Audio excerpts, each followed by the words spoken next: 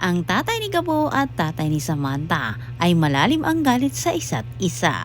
Samantala, hindi matanggap-tanggap na Ricardo ang ginawa sa ama ni Gabo sa kanya sapagkat siya ay napapahiya at hindi niya matanggap na siya ay pinapalaya sa sarili niyang pagmamay-ari. Sa puntong ito, si Ricardo gumagawa na siya ng malupit na desisyon para mapilitan umano ang nakatira sa kanyang lupa na lumayas ang mga parak ang kanyang inutusan dahil sa pagkakala naman ni Ricardo ay matatakot ang taga roon. Ngunit sa kabilang banda, nang malaman naman ni Gabo ang nangyari nung wala siya, ay naghanda na itong si Gabo sa muling paglusob umano ng pamilyang Jacinto. Pero si Samantha ay pinagsabihan din ng kanyang ama na hindi umano dapat nila ituloy ang kanilang pinaplano dahil maraming umanong buhay ang mapapahamak. Ngunit nagmamatigas naman itong si Ricardo at buo na umano ang kanyang pasya at wala umanong sinuman ang makakapigil sa kanyang plano dahil siya ang may-ari sa nasabing lugar. Samantalang pinamunuan naman ni Hippie ang paglusob sa ginintoang lupa at nagkakagulo na nga. Pero si Django ay sinamantala din niya ang pagkakataong ito nang mataan niya itong si Gabo. Oras na umano para itumba si Gabo sa kaguluhang iyon. Sa kabutihang palad ay nakita naman si Django sa ama ni Gabo kahit agad niyang hinarangan ang bala. Di si Gabo ang naputukan kundi ang tatay nito. Ngunit sa kasamang palad hindi naman matumbok ni Gabo na si Django nga ang dumilos sa walang nakakita sa ginawa ni Django maliban na lang